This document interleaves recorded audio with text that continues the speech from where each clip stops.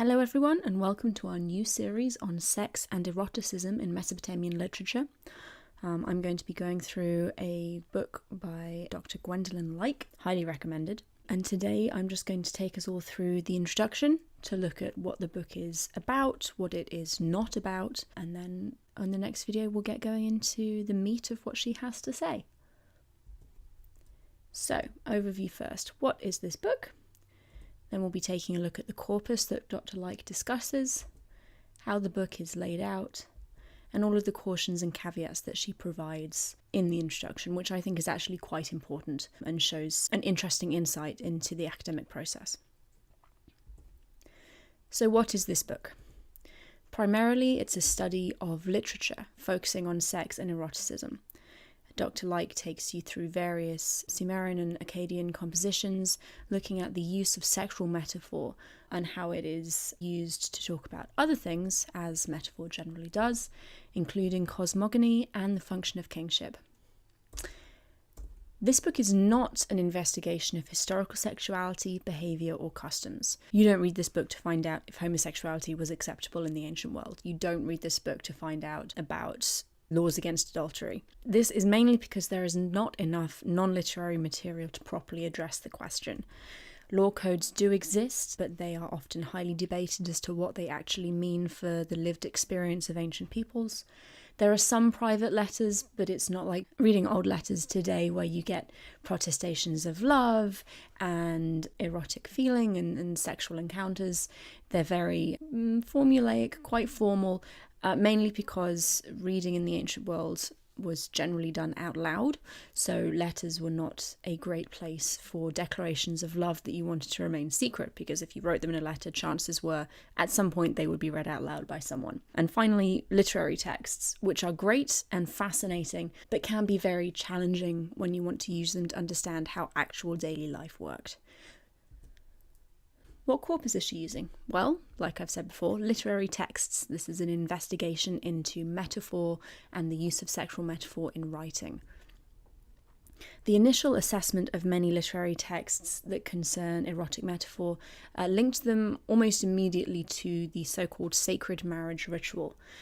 Gwendolyn Like makes the point that this is entirely too simplistic, and these assessments have generally been not necessarily disproven but heavily questioned in more recent studies, partly because whether or not the sacred marriage ritual even took place is quite a hotly debated question, and taking literary motifs and overlaying them wholesale onto ritual activity is quite like I said, an overly simplistic way of looking at things.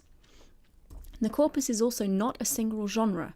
It's not as if ancient Mesopotamia had this genre of erotic literature that we can go to and kind of mine for information about erotic metaphor and sexuality in literature. These texts are from many different genres, different categories, and generally speaking, I'll get to this later, but generally speaking, trying to impose modern understandings of literary genre onto ancient texts is a deeply challenging problem. They are instead a collection of somewhat disparate texts with some common elements. The main common element that they have is that they concern divine protagonists. These are not works about mortal lovers, as you may see in classical Greek novels. The protagonists here are entirely divine. So again, this causes problems for trying to look at these literary texts concerning divine figures and then trying to extrapolate the sexual mores of a mortal realm. How does Dr. Like lay out her book? Well, the texts are generally speaking grouped by their subject matter, so the opening chapter deals with cosmogony. She also groups them by date of composition, so you don't, generally speaking, get texts from the earliest periods grouped together with the latest periods, and they're also grouped by theme. So the texts, generally speaking, deal with sexuality and eroticism from either a male or a female perspective. Dr. Like makes the point that this should not necessarily suggest a worldview that was divided by gender for the Mesopotamians. This simply shows that some texts primarily involve men and some texts primarily involve women, or gods and goddesses, because these aren't mortal people. Cautions and caveats. This is my own caution.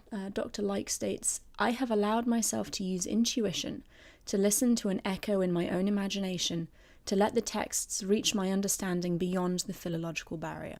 This is a rare explicit acknowledgement of author bias. Author bias is present in all writing. It's incredibly difficult to get rid of, and the best that you can generally do is to acknowledge that you have a bias, especially when you're working with ancient texts, and to acknowledge to your audience that this is going to lead you to some conclusions, or it will influence your thinking in certain ways.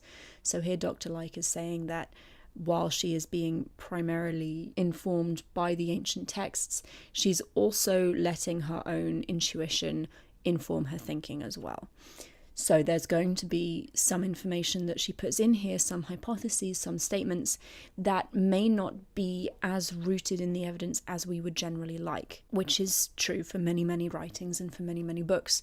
When you are reading scholarly work, when you're reading any work that is non-fiction, you have to be very aware that this is written by a person, and that person has political views, that person has religious views that are going to inform how they think and therefore how they write. She also says that all texts in this book are used in translation.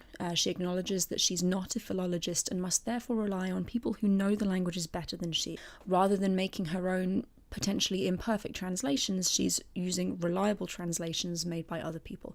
This is fantastic. It's very responsible scholarship. And she also, throughout the book, is at pains to tell you where her translations come from, who translated them, which is excellent because it means that you can then go and track down the full text of what she's looking at. Because when people give you just snippets of text in translation, you don't necessarily get the whole picture, and it can be helpful to look at the rest of the surrounding text to really fully understand the context of what you're looking at. And as I've said before, this is my own caution, these texts do not fit into modern genre categories. Apart from the fact that there is no erotic literature genre in ancient Mesopotamia, there's also not really a distinction here between the religious content of the texts, because again, they involve deities, and the secular purpose that they may have had.